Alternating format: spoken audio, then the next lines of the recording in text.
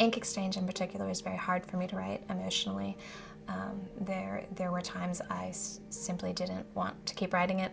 If I had known how dark it was going to get, I don't know I would have had the courage to write it. I like to think I would, but it's really hard to determine that answer.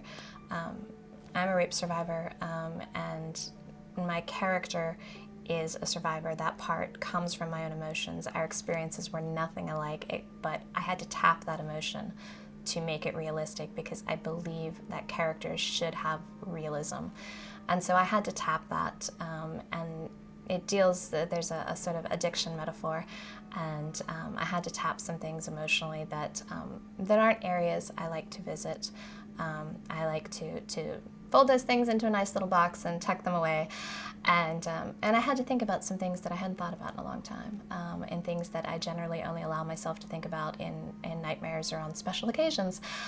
So dealing with some of that darkness was difficult for me.